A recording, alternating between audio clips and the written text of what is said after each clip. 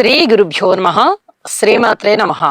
మా భక్తి టీవీని ప్రోత్సహిస్తున్నటువంటి మా ప్రేక్షకులందరికీ ధన్యవాదాలు తెలియజేస్తూ 22 జూన్ నుంచి 28 జూన్ వరకు గల కాలానికి రాశి ఫలితాలు ఏ విధంగా ఉన్నాయో తెలియచెప్పుకుందాము. ముందుగా గ్రహస్థితులు.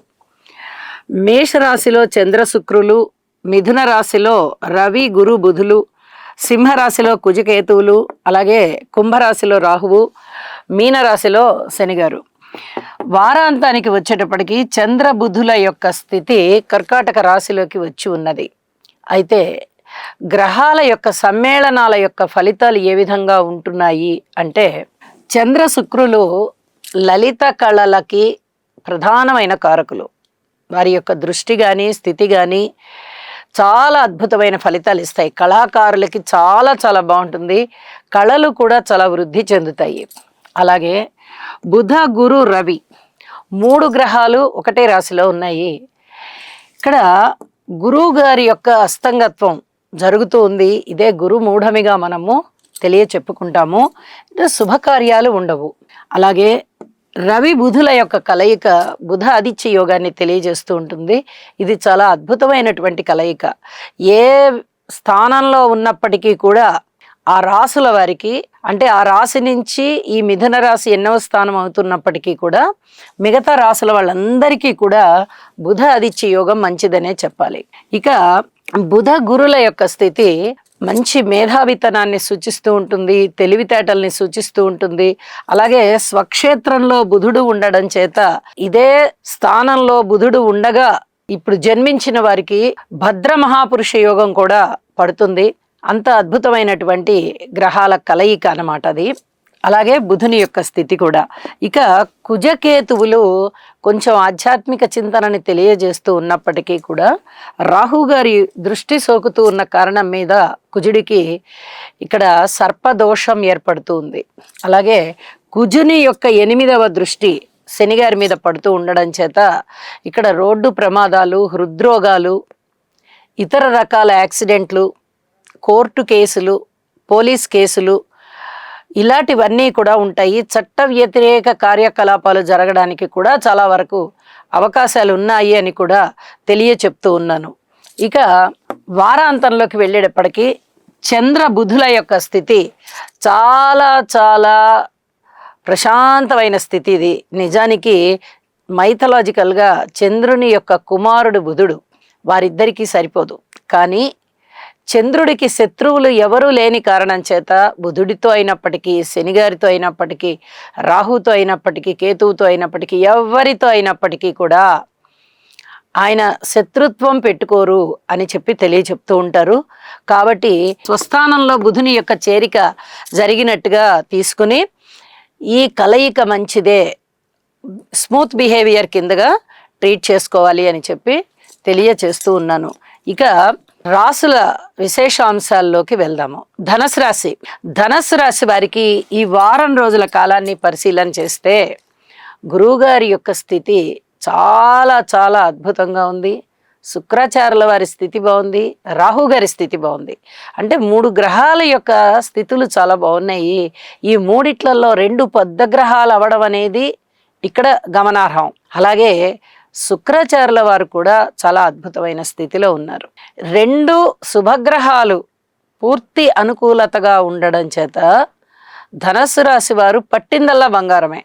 గురువు గారి యొక్క 7వ దృష్టి రాశి మీద పడుతోంది. ఇది చాలు. మిగతావి ఎలా ఉన్నా కానీ గురువుగారి దృష్టి పడుతోంది అంటే వడ్డనలో మనం చివర కూర్చున్నా కూడా వడ్డించేవాడు మన వారే అయినట్టయితే వడ్డన మనకు చివరి వరకు ఎలా అంది మనం తృప్తిగా భోజనం చేస్తామో గురువు గారి యొక్క దృష్టి పడుతోంది అంటే ఆ రాశి కూడా అంత పునీతమయ్యి తృప్తిగా ఉంటారని అర్థం. అంటే ప్రతి విషయం ఏది బాలేకపోయినా మీ కృషి చేత బాగుంటుంది. వాటంతటా అవి వచ్చే కొన్ని గొప్ప ఫలితాలు ఉంటాయి. మీరు కృషి చేసినందువల్ల వచ్చే కొన్ని ఫలితాలు ఉంటాయి. అలాగే మీరు ఏమైనా స్తోత్ర పారాయణలు అవి చేసుకున్నట్టయితే ఇబ్బందికరమైన గ్రహాల యొక్క దుష్ట ఫలితం తగ్గిపోయి కూడా కొంత మంచి ఫలితం ఉంటుంది. ఇన్ని రకాల ఫలితాలు కనిపిస్తూ ఉంటాయి. కీర్తి ప్రతిష్టలు ఉంటాయి, ధనము ఉంటుంది, ప్రజా సంబంధాలు బాగుంటాయి. అలాగే వైవాహిక సంబంధం బాగుంటుంది.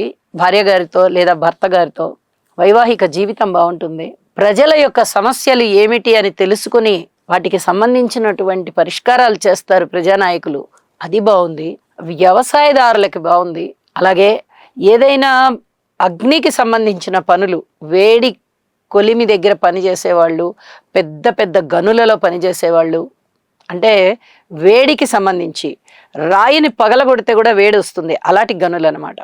అలాంటి గనులలో పనిచేసేవాళ్ళు, ఇనుముకి సంబంధించి పనిచేసేవాళ్ళు, యంత్రాలు, యంత్ర పరికరాలు వీటిట్లలో పనిచేసేవాళ్ళు, పెద్ద పెద్ద ఫ్యాక్టరీలలో పనిచేసేవాళ్ళు ఇత్యాది వారికి కూడా చాలా బాగుంటుంది. ఇది కూడా చెప్పదగినటువంటి సూచన.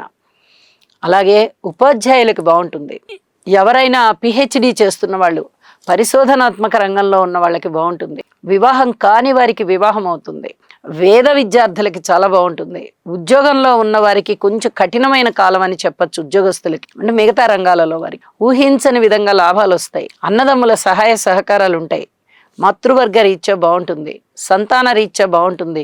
ఇంకా ఏం కావాలండి? ఇన్ని రకాలుగా బాగున్నప్పుడు మీరు అధిక జాగ్రత్తలు తీసుకుంటూ వెళ్ళవలసిన చిన్న చిన్న అంశాలు ఏవైతే ఉన్నాయో ఆ జాగ్రత్తలు తీసుకోండి. మీకు అవి కూడా బాగుంటాయి. గురువుగారి యొక్క దృష్టి అలాంటిది. మీరు జాగ్రత్త తీసుకున్నారా, శుభ్రంగా ఉంటారు. కార్మికులు, కర్షకులు, నేత పనివారు, చేతి వృత్తుల వారు ఇత్యాది వారు కూడా బాగున్నారు. విద్యార్థులు కూడా బాగున్నారు. స్త్రీలు కూడా బాగున్నారు. కానీ శనిగారికి జపం చేసుకోవాల్సి ఉంది, లేదా స్తోత్రపారాయణాలు చేసుకోవాల్సి ఉంది, లేదా ఒకసారి శనిగారికి తైలాభిషేకం చేసుకోండి. అదైనా ఈ 3 పరిహారాల్లో ఏదో ఒక పరిహారం చేసుకోండి. అత్యద్భుతమైన ఫలితాలు ఉంటాయి.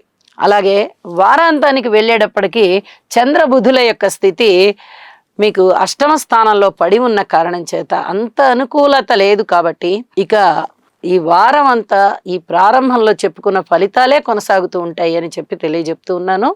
చెప్పిన పరిహారాలు చేసుకోండి. ఆస్తి తగాదాల విషయంలో కానీ, రోడ్డు ప్రమాదాల విషయంలో కానీ, లేదా వేరే ఇతరత్ర అనారోగ్య విషయాలలో కానీ కొన్ని జాగ్రత్తలు అయితే తప్పనిసరిగా తీసుకోండి. ఔషధ సేవ చెయ్యండి. ఇది చెప్పదగ్గ సూచనగా తెలియజేస్తూ, ఏదైనా కోర్టు కేసులు ఉన్నట్టయితే కొద్దిగా వాటిని వాయిదా వేసుకోవడానికి ప్రయత్నం చేసి గ్రహస్థితులు అనుకూలమైన తదుపరి మళ్ళీ తిరిగి వాటి మీద మీరు తగిన నిర్ణయాలు తీసుకోండి అని చెప్పి తెలియజేస్తూ ఉన్నాను. శుభం. గురుగ్రహ అనుకూలత కొరకు దేవానాం చ ఋషీణాం చ గురుం కాంచన సన్నిభం బుద్ధిమంతం త్రిలోకేశం తం నమామి బృహస్పతిం. ఓం హ్రాం హ్రీం హ్రౌం సహ బృహస్పతయే నమః.